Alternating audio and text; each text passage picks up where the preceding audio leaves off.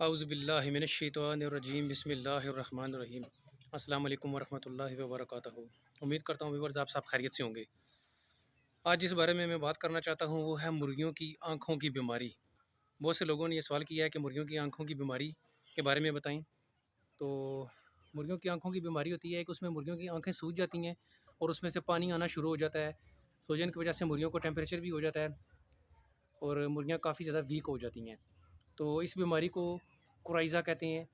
और ये क्यों फैलती है और इसका इलाज क्या है और एहतियाती तदाबीर क्या हैं, आज मैं इसके बारे में आपको बताऊंगा।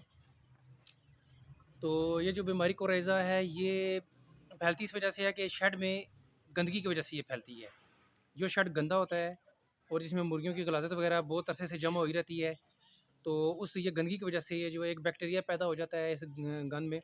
तो ये क्योंकि मुर्गियाँ मुंह खोल के सांस लेती हैं, तो मुंह के ज़रिए भी अंदर चला जाता है और आँखों के ज़रिए भी अंदर चला जाता है। तो ये एक बैक्टीरिया होता है जो इन्फेक्शन पैदा करता है आँखों में, और मुर्गियों की आँखों में सूजन हो जाती है और वो बीमार हो जाती हैं। उनको टेम्परेचर भी हो जाता है और वो बहुत ज़्यादा वीक हो जाती हैं। इसको कोराइज़ा कहते हैं।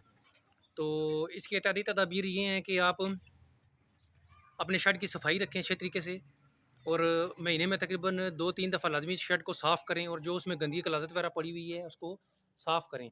और ये बीमारी क्यों फैलती है गंदगी की वजह से, और दूसरी बड़ी वजह इसकी ये है कि आपके शेड में एयर का, वेंटिलेशन का सही अच्छी तरीके से इंतज़ाम नहीं होता, जिस वजह से ये बीमारी फैलती है। जितनी मर्ज़ी सर्दी हो, आपने अपने शेड में वेंटिलेशन का जो है वो लाजमी अच्छे तरीके से इंतज़ाम रखना है। हवा का क्रॉस सही होना चाहिए। जिस शेड में वेंटिलेशन का सही इंतज़ाम होता है उस शेड में ये बीमारी नहीं फैलती। तो आपने इस बात का लाज़मी ख़्याल रखना है। एक तो शेड में गंदगी नहीं होनी चाहिए, सफाई का सही ख़्याल रखें। दूसरे नंबर में शेड में वेंटिलेशन का ख़ास इंतज़ाम रखें। बेशक जितनी मर्ज़ी सर्दी हो, मुकम्मल तौर पे अपने शेड को आपने सील नहीं करना, इस बात का आपने ख़्याल रखना है।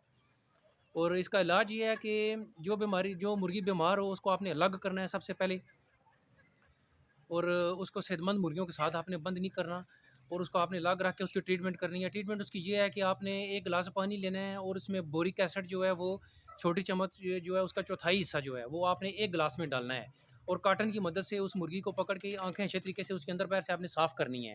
जब सफाई हो जाए उसके बाद एक इंजेक्शन मिलता है टेफ्लोपिन, उसका एक कतरा आपने इसकी आँखों में डालना है और एक कतरा आपने उसके मुँह में डालना है। ये 1 दिन में आपने 1 दफ़ा अमल दोहराना है। तो ये तकरीबन आपने 6 दिन तक इसी तरह आपने मुसलसल आपने करना है। ये नहीं कोई 3-4 दिन के बाद ठीक हो जाए तो आप दवाई छोड़ देंगे। 6 दिन का कोर्स है इसका। ये 6 दिन आपने लाज़मी ये काम करना है। तो इंशाल्लाह आपकी मुर्गियाँ बिल्कुल तंदुरुस्त हो जाएँगी और उनमें किसी किस्म की कोई बीमारी नहीं रहेगी, ख़ास तौर पे ये आँखों वाली बीमारी। और ये मुख्तलिफ़ डिज़ीज़ की बीमारी है, दवाई है इसमें, मुख्तलिफ़ 2-3 बीमारियाँ और भी हैं जो इस इंजेक्शन से ठीक हो जाती हैं। और सफाई से तो आपको पता है हर बीमारी जो है वो ख़त्म हो जाती है। तो आपने अपने शेड की लाज़मी सफाई रखनी है और वेंटिलेशन का प्रॉपर बंदोबस्त रखना है।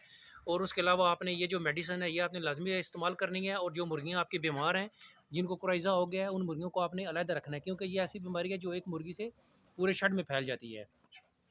और एक दफ़ा अगर ये बीमारी फैल जाए तो उसको कंट्रोल करना बहुत ज़्यादा मुश्किल हो जाता है। तो इसके एहतियाती तदाबीर यही हैं कि आपने अपने शेड में बहुत ज़्यादा सफाई का इंतज़ाम रखना है, वेंटिलेशन का इंतज़ाम रखना है, और प्रॉपर वैक्सीनेशन करनी है जो आपके शेड्यूल के मुताबिक चल रही है। और अगर खुदा न खास्ता आपके शेड में ये कोराइज़ा की बीमारी आ गई है तो आपने ये टेफ्लोपिन वाली जो इंजेक्शन है ये आपने इस्तेमाल करना है। एक कतरा आँख में डालना है और एक कतरा मुँह में डालना है, और य बोरिक एसिड के साथ पहले आपने सफाई करनी है कॉटन की मदद से।